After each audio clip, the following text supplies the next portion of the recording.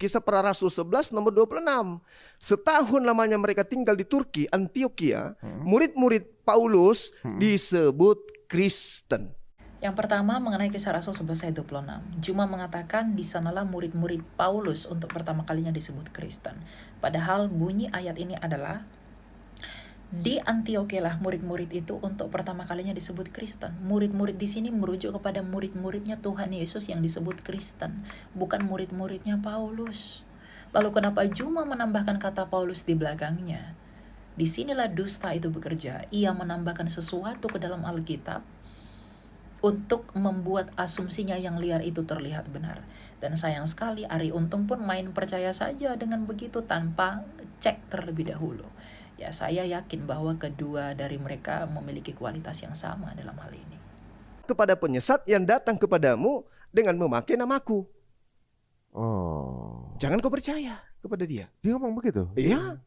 Di dalam Lukas 21 nomor 8. Nah, yang kedua mengenai Lukas 21 ayat 8, di mana Tuhan Yesus berkata, sebab banyak orang akan datang dengan memakai namaku dan berkata akulah dia, dan janganlah kamu mengikuti mereka.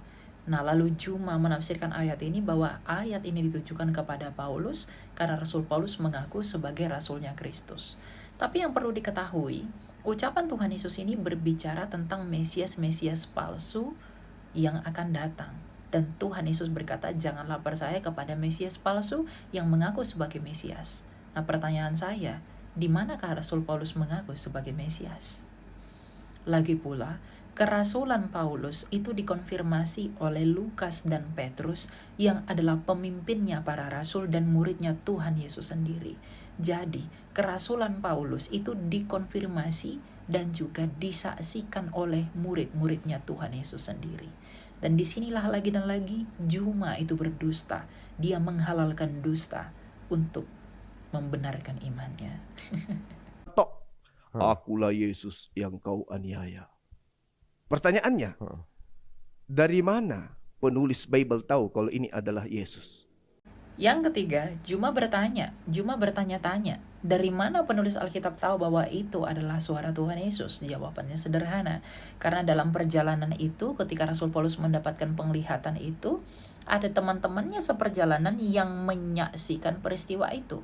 Makanya di dalam Kisah Rasul 9 ayat 7 dikatakan, maka termangu-mangulah teman-temannya seperjalanan karena mereka memang mendengar suara itu tetapi tidak melihat seorang juga pun.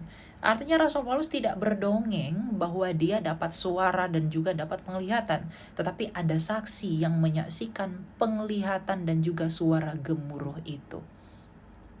Dan dari mana kita tahu bahwa itu adalah Tuhan Yesus? Buktinya sederhana, di mana Tuhan Yesus sendiri mengutus dan menyuruh Ananias ke rumah seorang Yudas dari Tarsus untuk menyembuhkan kebutaan Rasul Paulus akibat cahaya yang mengkilat itu.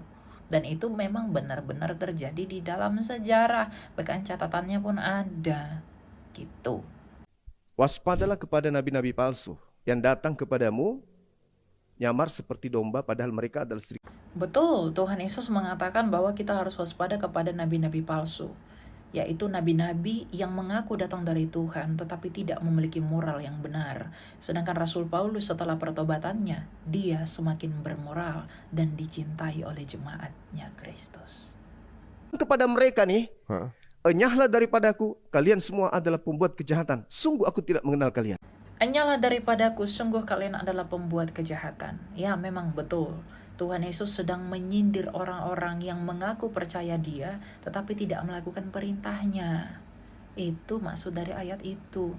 Bukan orang yang memanggil Yesus Tuhan, tetapi orang yang memanggil Yesus Tuhan, tapi tidak memiliki perbuatan yang benar dan baik dalam hidupnya. Itulah Rasul Paulus itu benar, karena ketika dia mengaku percaya Yesus, hidupnya semakin baik. Tidak melakukan dosa-dosa lagi. Bukannya malah kenal Tuhan, malah semakin berdosa. Kayak nabi palsu. Begitu ngomongnya? Yes. Kalau saya dengar dari ungkapan Bang Zumani, itu kayak Muslim konsepnya. Nah, maka Ya pasti seperti Muslim, karena Anda mendengar dari Muslim. Anda pun ngawur, nanya Kristen dari Muslim, ya salah. Cerdaslah. jadi makanya saya berani. Justru berbeda dengan yang dianut oleh teman-teman saudara kita ya. Benar sekali. Ya pasti berbeda, wong Anda mendengar yang salah, ya pasti beda dong. Makanya tanya kepada yang benar, jangan kepada yang salah. Gitu, berhikmat ya. Jadi konsep di situ juga disebutkan bahwa memang Yesus Nabi Isa tuh naik. Naik. Memang Tuhan Yesus naik ke surga, terangkat ke surga, tetapi terangkatnya dia ke surga setelah 40 hari kebangkitannya. Dia bangkit itu dilihat banyak orang. Nah, 40 hari setelah itu baru dia naik, terangkat ke surga. Bukannya pas disalib dia diangkat-angkat kayak yang kamu percayai. Nggak begitu iman kami gitu loh. Dan data sejarah menyangkali apa yang kamu percayai itu. Pengaruh setan itu lemah. Yang membuatnya kuat adalah saudara-saudaranya. Setan itu lemah, yang memperkuat adalah saudara-saudaranya. Yang satanis itu hujat hanya Yesus Kristus, karena dia tahu hanya Yesus adalah lawannya. Milikmu dan imanmu tidak pernah dihujat oleh satanis. Ya, hanya iman kami yang dilawan oleh penyembah setan. Karena dia tahu Yesuslah satu-satunya pribadi yang mengalahkan setan melalui kebangkitannya. Tapi ada nggak di teman-teman kita di keyakinan sebelah itu yang mengimani kitabnya tapi nggak mengimani Paulus? Mungkin nggak? Ada. Kristen yang mana Bang Juma? Jawablah. Ditanya apa, dijawab apa, jangan gitu ya. Kristen yang mana tunjukkan, jangan malah justru karena ketimpangan itu ketimpangan apa. Jadi ini SPOK-nya juga nggak jelas gitu loh ya. Gitu, kan udah mengajar. Ya, ini kebenaran Al-Quran surah Al-Maidah ayat 104. Nah, inilah kesalahan berpikirnya. Dia membuktikan kesalahan Alkitab untuk membenarkan kitab suci miliknya. Itu logikal falasi. Orang-orang yang cerdas pasti mengerti hal ini, tapi orang-orangnya ho saja pasti luar biasa. Ya, jadi aduh, kasihan sekali ya. Jadi itulah bagaimana sebenarnya kita perlu mengasihani mereka. Karena mereka tentu berargumentasi karena mereka tidak tahu. Makanya kita orang Kristen harus makin menginjili untuk memberitahu mereka yang benar. Agar mereka mengerti kebenaran itu apa. Kita tidak boleh membenci mereka, tapi kita harus berbelas kasih kepada mereka. Karena mereka yang seperti itu, dia yang seperti itu, yang berdusta untuk membela imannya, adalah buah dari ketidakbenaran.